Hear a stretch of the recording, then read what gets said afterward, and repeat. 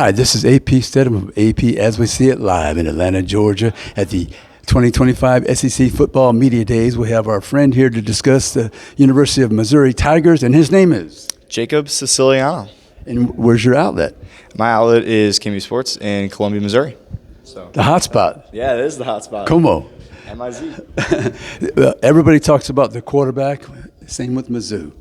What's happening with the quarterback position?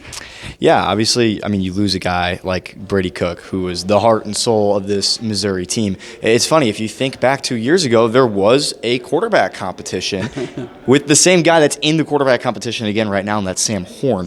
So, obviously, we don't know who's going to be the starting quarterback. We've heard today from Drinkwitz and from several players that they expect Sam Horn to not go to the MLB after he was drafted. So there is going to be a competition. We'll see how things shake out.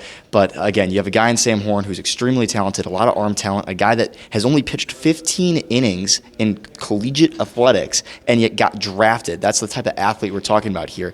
We've only seen him in one full kind of started football game. He started half of a game in South Dakota that was preset. Otherwise, he's come and filled in, and he's looked good. And then obviously you bring in Bo Prabula from Penn State, who has been an athlete on the field as well. So it's going to be a competition. It's going to be fun, and hopefully the product on the field results from that. Eli Drinkwitz, he usually does fairly well with his quarterbacks, wouldn't you say?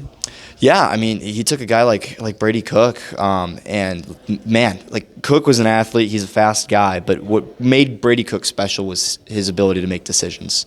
Brady Cook was a guy, obviously very talented athlete, but when you look at some of the other quarterbacks like Cam Ward, he is a special unit, and then you have Brady Cook. What made Brady Cook special was his ability to make decisions, and that comes from coaching, and obviously Drinkwitz and Kirby Moore play a large part into that.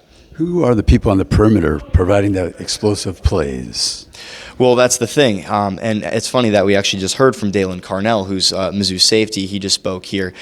Missouri is losing a lot, or they lost a lot of their receiving production, almost all of it.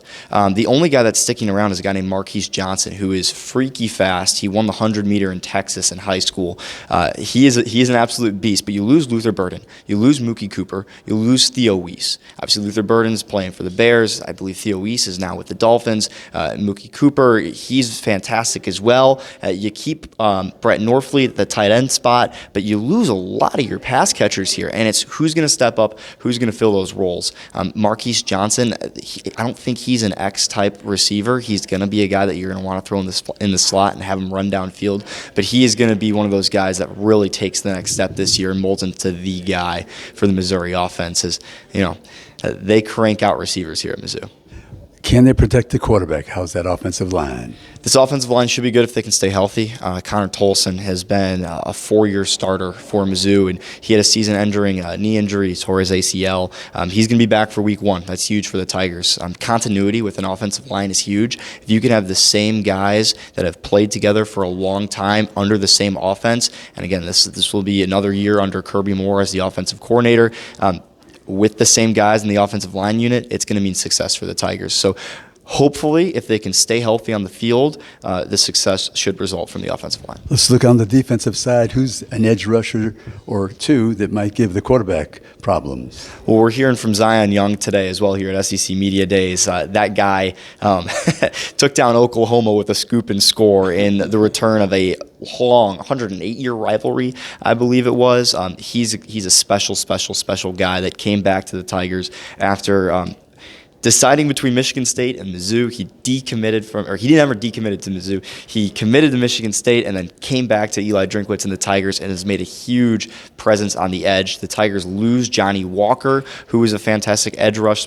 pressure for the Tigers, but Zion Young has been a guy that really should step right in there and make a difference. Overall, the defense will be above average or average? What would you say? I mean, it was funny. Last year, I'm just a kid. I don't know everything, but doing all right. Last year we expected the defense to be the weak spot. We thought that with the offense coming back, you had Brady Cook, our returning quarterback, you had Luther Burden, our entire receiving core was the same. We thought the offense was going to fly. And the reason that Missouri got the 10 wins was largely because of the defense. The defense was stellar last year.